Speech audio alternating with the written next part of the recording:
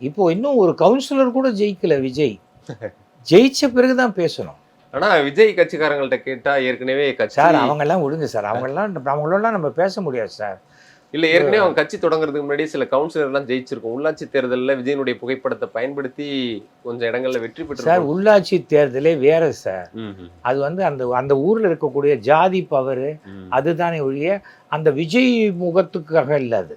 Okay. அந்த விஜய் முகத்தை வச்சு இவங்க இதுல இருக்கேன்னு சொல்றாங்க. அதனால என்ன ஆகும்? விஜய்க்காக விழுந்த விஜய் என்ன வாக்குகள். பண்ணாரு? சரி இப்போ ஜெயிச்சாங்க இல்லையா? ம். அந்த ஊர்ல பஞ்சாயத்துக்கெல்லாம் விஜய் என்ன பண்ணிட்டாரு? ஸ்ட்ரீட் லைட் போட்டு கொடுத்தாரா? ரோடு போட்டு கொடுத்தாரா? என்ன பண்ணி கொடுத்தாரு? ம்ஹும். விஜய் இது வரைக்கும் பாசிட்டிவா ஏதாவது ஒண்ணு மக்களுக்கு செஞ்சிருக்கேன்னு சொல்லுங்க. ம்ஹும். புரியுதா?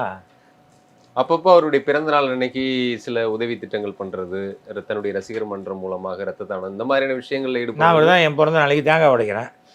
அது யாராவது பொறிக்கணும் வேணுமா? என்னங்க இது? இதெல்லாம் ஒரு பெரிய விஷயமா? நீ யாருக்காக பண்ற? உன் பிறந்த நாளை கொண்டாடுவதற்கு அதை வந்து பிரபலப்படுத்துவதற்கு நீ செலவழிக்கிற பணம் ம்ஹும். இன்வெஸ்ட்மெண்ட். இப்ப கல்வி விருதுகள்னு சொல்லி ஒவ்வொரு வருடமும் 12th நல்ல விஷயம் சார். கொடுக்கட்டும். எவ்வளோ சம்பாதிக்கிறாரு?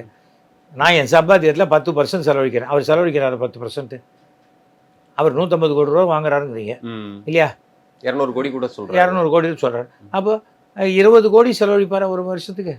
அந்த அளவுக்கு பண்ண வரான்னு அப்புறம் என்னத்துக்கு இது? ஆனா அவர் சொல்ற தவிர வந்து சூர்யா கூட தான் பண்ணுறாரு. அதுக்காக அவர் தேர்தல் இதுக்கு வந்துட்டாரா? வரல. சூர்யா ப்ரூவ் பண்ணிட்டார்ல. ஆமா. இத்தனை மாணவர்களை படிக்க வச்சேன், இத்தனை பேர் வேலைக்கு போகிறாங்க, வந்துட்டார்ல.